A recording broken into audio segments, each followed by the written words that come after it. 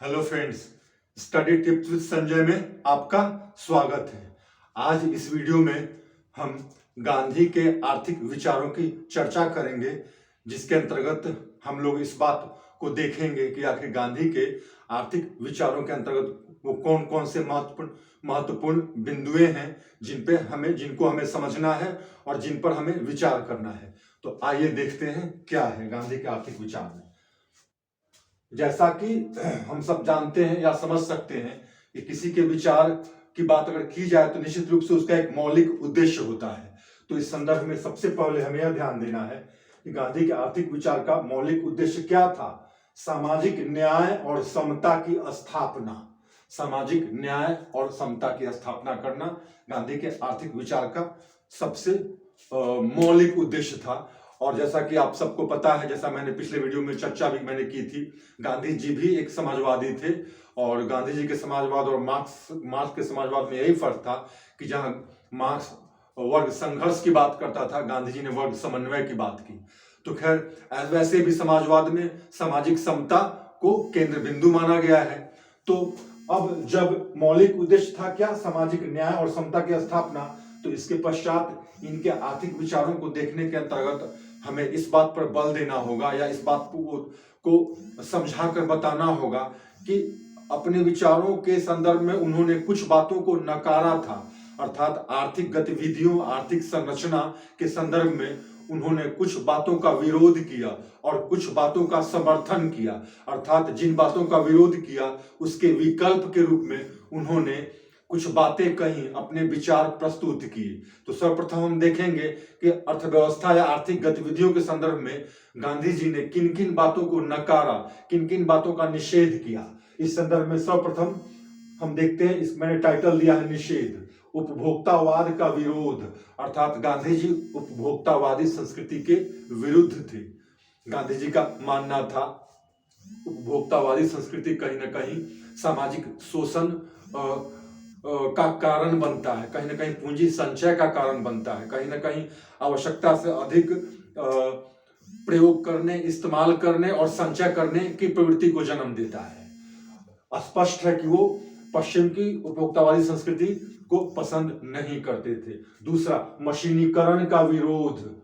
मशीनीकरण का विरोध उन्होंने किया। इसके संदर्भ में उन्होंने यह कहा कि मशीनीकरण प्रत्येक क्षेत्र, प्रत्येक देश, प्रत्येक राष्ट्र में प्रासंगिक नहीं है।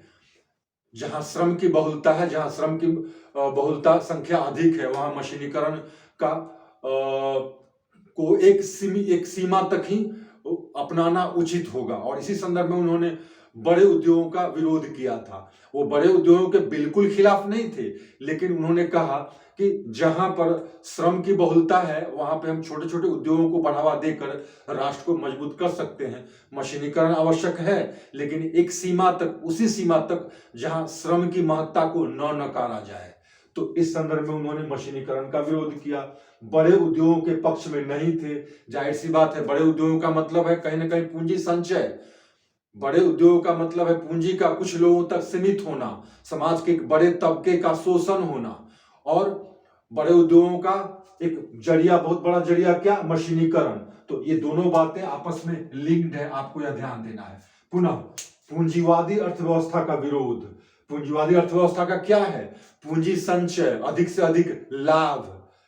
पूंजीवादी अर्थव्यवस्था का उद्देश्य है, गांधी जी इसके खिलाफ थे क्योंकि गांधी जी समाजवादी अर्थव्यवस्था के पक्षधर थे और समाजवादी अर्थव्यवस्था के अंतर्गत ही सामाजिक न्याय की स्थापना की जा सकती है।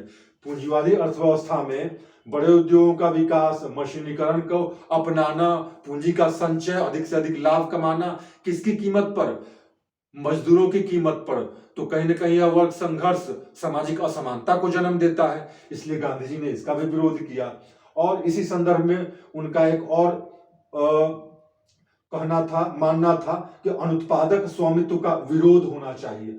अनुत्पादक स्वामित्व, अनुत्पादक अर्थात, और स्वामित्व मतलब ओनरशिप, अनुत्पादक वैसा ओनरशिप, वैसा स्वामित्व जो स्वयं उत्पादन कार्य में न लगा हो। अर्थात कहने का मतलब ये, उत्पादन कार्य में न लगे हुए ओनरशिप क्लेम करना, स्वामी होने का, मालिक होने का दावा करना यह गलत है, नैतिक रूप से भी। और यही बात पूंजीवादी अर्थव्यवस्था के अंतर्गत देखी जाती है, जहां कुछ एक या कुछ लोग पूंजी के बल पर बहुत सारे लोगों के ऊपर कहीं ना कहीं अपने पूंजी के बल पर कहीं ना कहीं शोषण कर उनका और अपनी व्यवस्था को थोपते हैं और साथ साथ मालिकाना हक भी दिखाते हैं। तो यह कहीं ना कहीं अनुत्पादक स्वामित्व कहलाता है और इसका उन्होंने विरोध किया। तो गांधी जी ने इन बिंदुओं पर, अर्थव्यवस्था के संदर्भ में, इन बिंदुओं पर, इन बातों के संदर्भ में उनका विचार नकारात्मक था। अब इन तथ्यों के विरोध के बाद आखिर कोई ना कोई तो एक वैकल्पिक व्यवस्था, वैकल्पिक विचार देना था। इस संदर्भ में गांधी जी ने अपने आर्थिक विचार प्रस्तुत किए, जिसे हम इस रूप में देखते हैं। आइए, मैंने इसको टाइटल दिया है समर्थन। अब गांधी जी के आर्थिक विचार का सबसे पहला और महत्वपूर्ण बिंदु है कि इनके आर्थिक विचार के केंद्र में मानव है। यह मानव का अर्थ है मानव कल्याण। गांधी जी ने जो आर्थिक विचार प्रस्तुत किए हैं उसके केंद्र में मानव और मानव कल्याण है। इसी संदर्भ में गांधी जी का मानना है, क्या मानना है? व्यक्ति का जीवन सादा, अर्थात सादा जीवन और उच्च विचार, व्यक्ति सादा जीवन और उच्च विचार का पक्षधर हो, उसे अपने जीवन में अपनाए। यह एक बहुत ही अच्छी भावना, अच्छी बात होगी। तो केंद्र में, आर्थिक विचार के केंद्र में मानव है। मानव के संदर्भ में वो सादा जीवन और उच्च विचार को प्रश्रय देते हैं और इसी संदर्भ में वो श्रम की महत्ता पर भी बल देते हैं। कहीं ना कहीं ये दोनों बातें जुड़ी हुई हैं। और केंद्र में मानव का यहाँ एक मतलब यह भी है कि गांधी जी ने संपत्ति को, धन को मानव कल्याण का साधन मात्र माना, उसे धन को, संपत्ति को लक्ष्य या साध्य नहीं माना। वह एकमात्र क्या है? वो मात्र साधन है। अल्टीमेट उद्देश्य क्या होना चाहिए?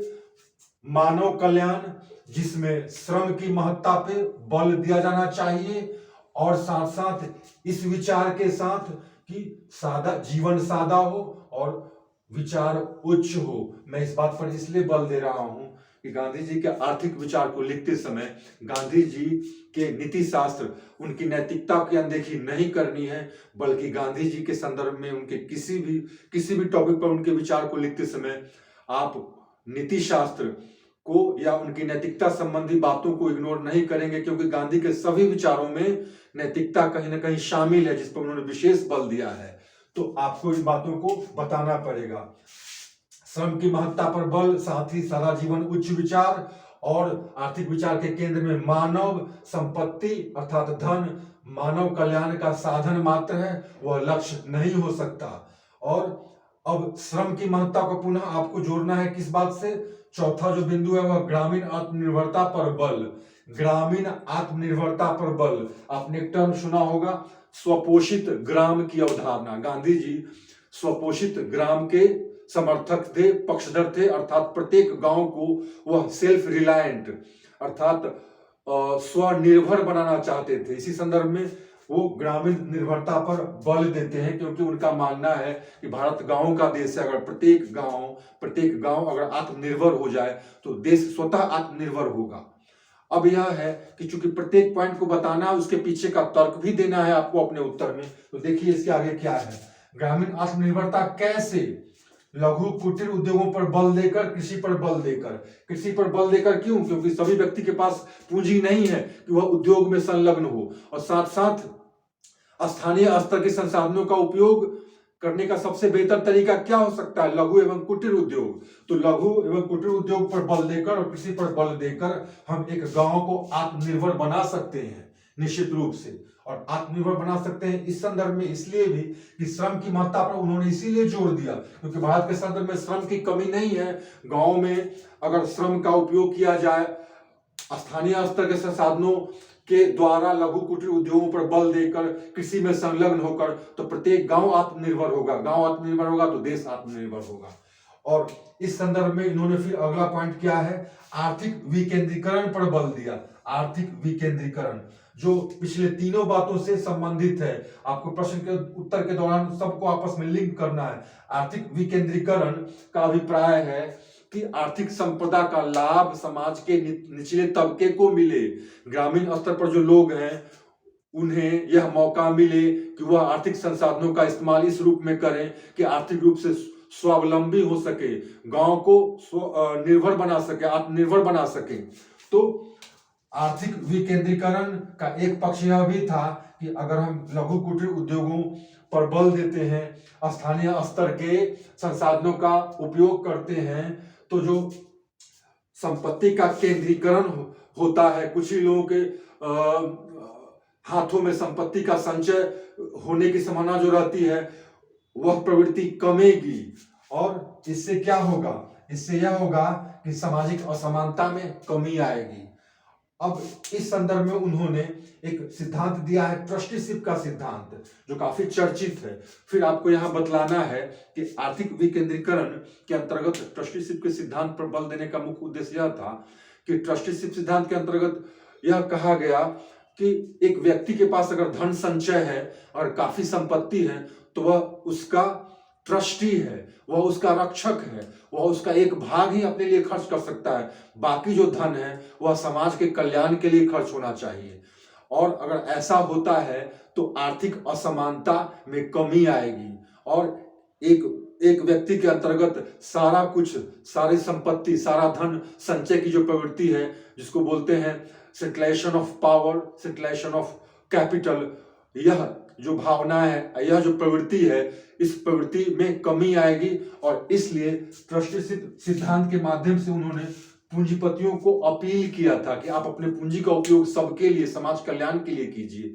इससे कहीं ना कहीं वर्ग संघर्ष को हम नकार तो सकते हैं, साथ साथ वर्ग समन्वय पर जोर दे सकते हैं, आर्थिक समानता पर जोर दे सकते हैं, आर्थिक असमानता में कमी ला सकते हैं और अर्थ का विकेंद्रीकरण संभव हो पाएगा। तो आपको ट्रस्टीशिप सिद्धांत को इस तरह से बताना पड़ेगा, आर्थिक विकेंद्रीकरण से इसे जोड़ना पड़ेगा। अगला पॉइंट, ब्रेड लेवर नियम के समर्थक थे गांधी और इस संदर्भ में स्वदेशी पर भी उन्होंने बल दिया। अब क्या है ब्रेड लेवर नियम? बेसिकली क्या है, यह टॉल्स्टॉय और रस्किन ने इसको पॉपुलराइज किया था कि अपने श्रम से रोटी कमाई जाए, न कि दूसरे के श्रम का लाभ लेकर स्वयं को स्वामी या ऑनर बताया जाए। तो यह एक ऐसा नियम था जिसने गांधी जी को काफी आकर्षित किया और उन्होंने इस संदर्भ में इस नियम का समर्थन तो किया ही, साथ साथ उन्होंने इस बात पर भी बल दिया कि जब हम अपनी रोटी कमाएं, श्रम का उपयोग करें, श्रम के सहारे अपनी रोटी कमाएं, आत्मनिर्भर हो, उस संदर्भ में अपने श्रम का इस्तेमाल हम अपने देश के अंतर्गत सभी आर्थिक गतिविधियों में श्रम का उपयोग करें और इस संदर्भ में बाहर से, विदेश से आई वस्तुओं का बहिष्कार करें, निषेध करें। क्योंकि हमारे पास श्रम की महत्ता है, हमारे पास संसाधन है, तो हम स्वदेशी, अपना देश, अपने देश के अंतर्गत, अपने निकट आसपास के अंतर्गत, मतलब प्रत्येक संदर्भ में, प्रत्येक क्षेत्र में, प्रत्येक लोगों के जेहन में अगर यह बात हो कि अपने संसाधनों का उपयोग कर स्वनिर्भर, आत्मनिर्भर बनना है, तो इससे कृषि हो या उद्योग हो, सबको बढ़ावा मिलेगा और राष्ट्र निश्चित रूप से, आर्थिक रूप से, ग्रासरूट लेवल से क्या होगा, संगठित होगा। तो इस तरह से उन्होंने आर्थिक विचार के अंतर्गत इन सभी बातों पर बल दिया। यहां मैं एक बात कहूंगा कि इन सभी बातों को इलेबोरेट करते समय आपस में इनको लिंक करना है, प्रत्येक बात को लिख कर उसके पीछे के तर्क को बताना है। फॉर एग्जाम्पल, गांधी के आर्थिक विचार के केंद्र में मानव था, इसका मतलब है मानव कल्याण था। उन्होंने धन की महत्ता बस के संदर्भ में इतना ही कहा कि वो यह सिर्फ साधन है, साध नहीं, बल्कि मानव कल्याण का एक साधन मात्र है और इनके आर्थिक विचार के केंद्र में मानव था और इस संदर्भ में वो सादा जीवन और उच्च विचार की भावना को प्रश्रय देना चाहते थे। तो हर तथ्य को, हर बिंदु को लिखते समय उसके पीछे का तर्क भी बताना है। अब अल्टीमेटली एक और बात लास्ट में आपको समझाना होगा कि गांधी के आर्थिक विचार के अंतर्गत जब इन बातों की चर्चा करेंगे तो आप बताएंगे कि गांधी जी जियो और जीने दो में विश्वास रखते थे और इस संदर्भ में उनका सर्वोदय का विचार है वह काफी प्रासंगिक है। अगर गांधी के आर्थिक विचारों को अपनाया जाए तो सबका सब प्रकार से उदय संभव हो पाएगा, जो निश्चित रूप से गांधी जी का एक आदर्श था, लक्ष्य था। और अगर ऐसा होता है तो गांधी जी ने जियो और जीने दो का जो सिद्धांत दिया, अर्थात इस स्लोगन पर बल दिया, वह निश्चित रूप से फलीभूत हो पाएगा। और इससे क्या होगा, समाज में वर्ग समन्वय स्थापित होगा। और वर्ग समन्वय स्थापित होने का मतलब है राष्ट्र आंतरिक रूप से संगठित होगा, कंसोलिडेट होगा। और तब हम क्या, बाहरी तत्वों, विदेशी ताकत का पुरजोर विरोध कर पाएंगे। तो कहने का अभिप्राय यह है कि आप इन सभी बातों की चर्चा करके लास्ट में अपना कंक्लूजन इस रूप में दे सकते हैं। सर्वोदय की भावना को सब फलीभूत करना, जियो और जीने दो के सिद्धांत को फलीभूत करना, यह उद्देश्य अल्टीमेटली उनका था। और इससे क्या होगा, अल्टीमेटली वर्ग समन्वय की स्थापना हो पाएगी, ऐसा उनका मानना था। और राष्ट्र आंतरिक रूप से मजबूत होगा और हम विदेशी ताकतों का सामना कर सकेंगे।